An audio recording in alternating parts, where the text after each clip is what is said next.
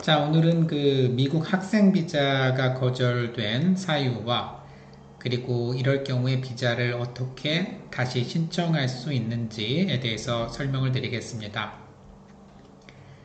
자, 비자가 거절되면 이제 충격에 빠지게 될 텐데요. 주변에 사람들이 묻습니다. 도대체 어떻게 인터뷰를 했길래 비자 발급이 거절되니? 거절된 사람은 자신보다 남들이 어떻게 생각할지 더 걱정을 하게 되죠. 자, 이럴 때 다음과 같이 말씀드리고 싶습니다. 비자가 거절돼서 얼마나 마음이 불편하시겠어요? 스스로 문제를 해결할 수 있도록 주변에서 격려해 줍시다. 자, 많은 사람들이 학교에 합격하면 다 해결될 것으로 알지만 사실 늦은 나이에 유학하는 사람들에게는 학교가 문제가 아니라 비자가 문제라는 것을 이해하는 게 좋습니다. 바꿔서 말하면 학생 비자만 받으면 미국에 가서 학교는 얼마든지 옮길 수 있고 여러 번 바꿀 수도 있습니다. 따라서 늦은 유학을 고민하는 분이라면 학교에 입학하는 것보다 비자를 받는 방법을 훨씬 더 연구할 필요가 있습니다.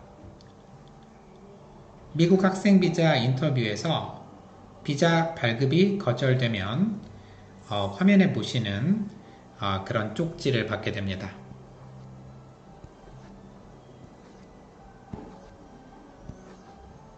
자, 이 주황색 쪽지가 되겠는데요. 자, 이 내용을 요약하면은 다음과 같습니다. 미국의 이민법 섹션 214B 조항에 근거해서 비자 발급을 거절합니다. 비자 거절 사유는 크게 다음에 두 가지로 구분됐고 해당 항목에 체크한 채로 쪽지를 전달받게 됩니다.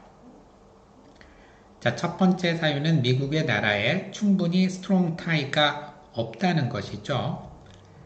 학업을 마치고 본국으로 돌아갈 만한 충분한 이유가 존재하지 않는다는 얘기인데요.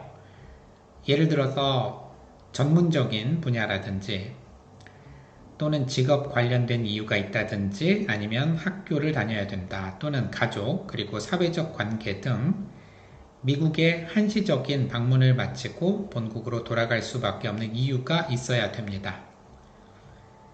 다시 말하면 본국 거주를 포기할 의도가 있으면 안 되죠. 자, 두 번째 사유 보시면은 신청한 비이민 비자 분류 요구 조건을 만족하지 않는 것입니다. 자, 이렇게 비자가 거절되면은 항소할 수는 없지만 언제든지 다시 신청이 가능합니다. 재신청할 때에는 이전에 제시하지 않은 다른 정보를 제시할 수 있도록 준비하셔야 됩니다. 또는 이전과는 상황이 달라졌음을 보여줄 수 있어야 됩니다. 재신청할 때 새로운 애플리케이션과 사진을 준비하고 비자 수수료를 납부하셔야 됩니다. 자, 그러면 그 인터뷰 할 때 다음에 서류를 지참해야 되는데요. 자, 서류 리스트 보여드릴게요. 자, 첫 번째 보시면은 거절 사유서. 자, 이게 그 밑에 있는 그 주황색 그 편지라고 보시면 되겠고, 그 다음에 여권, 그리고 DS160 컨퍼메이션 페이지 다시 작성하셔야 되고요.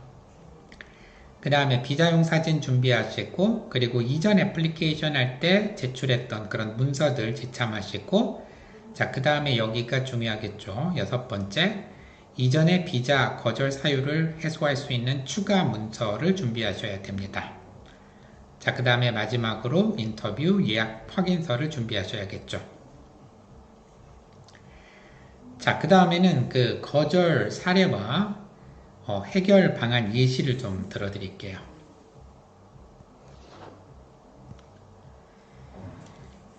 한국에서 세무학 전공으로 학사학위 소지자 20대 중반 여성이 미국의 커뮤니티 칼리지에 마케팅 전공으로 지원을 했다가 비자가 거절됐을 때 어떻게 다시 준비하는 게 좋을까요?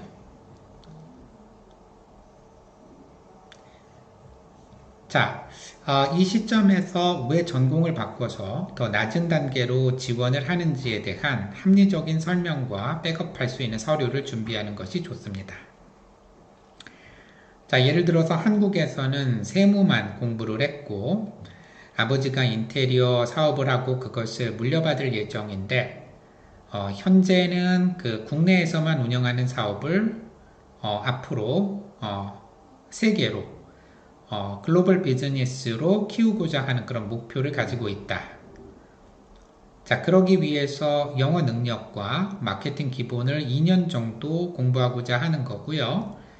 지금 실력으로는 석사 과정을 할 수는 없고 시간이나 비용 면에서 준학사 과정이 합리적인 선택으로 판단하고 있음을 어필하시면 되겠고요.